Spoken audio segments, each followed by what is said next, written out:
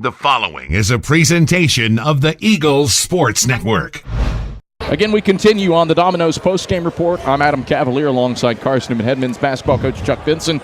Chuck, a highly entertaining game and a game that could give you a heart attack down the stretch, but you win 77-75. Let's talk first about the final play. You must have contacted Mike Turner with the option fake left with Charles Clark diving in, and then Josh Rogers coming in over the top. How did you set that up?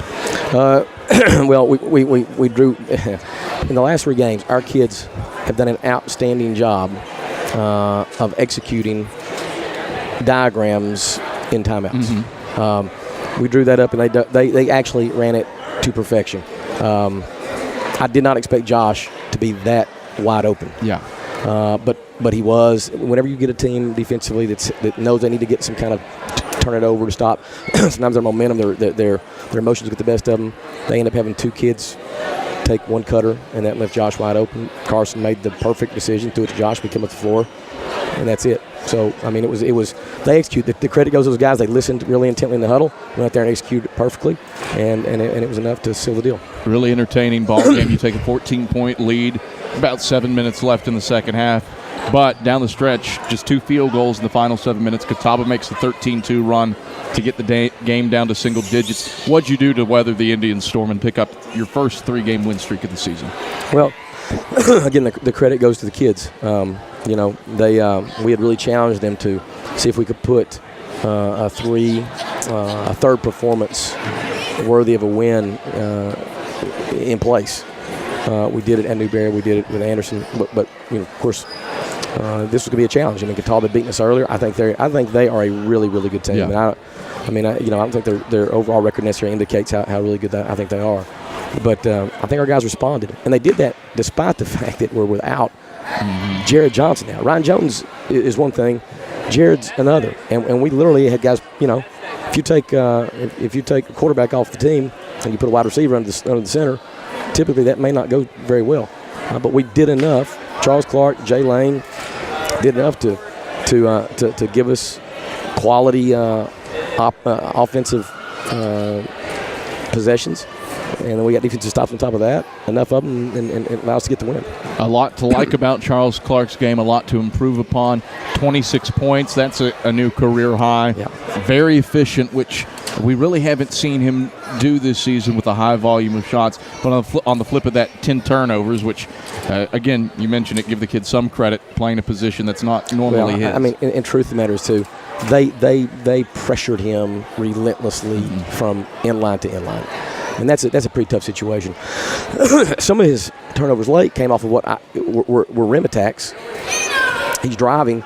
It seemed like there were a lot of contact, but no whistle. Yeah. And those turnovers well. So I didn't really think that they turned him over necessarily in the backcourt, but it was that constant pressure for 34, 35 minutes, whatever he played.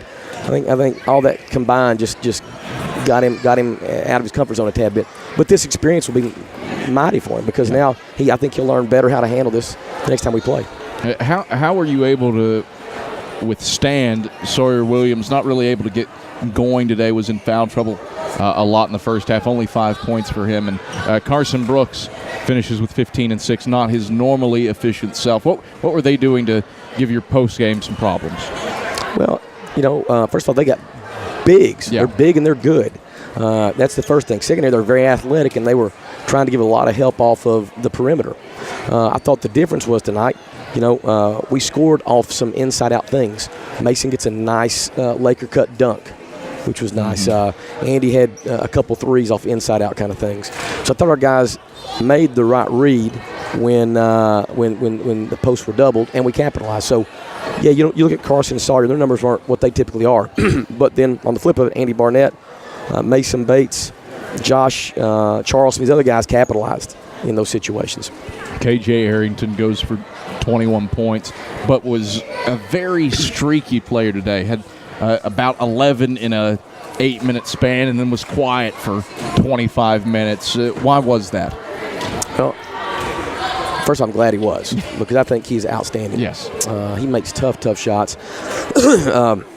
But I think maybe I got to give some credit to our defense. I thought we did a pretty good job of finding him and making him take contested shots. I thought we did a really good job at times of limiting his variety. Yeah, he took some threes and made them, but he wasn't getting his typical rim attacks off the dribble. He wasn't getting the free throws like he can get. I mean, he takes one free throw, so that says that he wasn't really getting deep penetration to get fouled. And I was really pleased with that. I mean, we have goals when it comes to fouls, and I thought we met our goals in a big-time way tonight to keep them off the line as much as they could be there because they're so aggressive to attack. Up next, it's only the number 1 team in the nation. LMU hangs on late today against Coker, 62-58. What do you have to do to get ready for an absolutely white-hot rail splitter club? I think we just keep on working on us, I like the direction we're going. Obviously, we were throwing a curveball with Jared's absence, and we handled that with poise. I think now we let the guys kick their feet up tomorrow, enjoy the Super Bowl.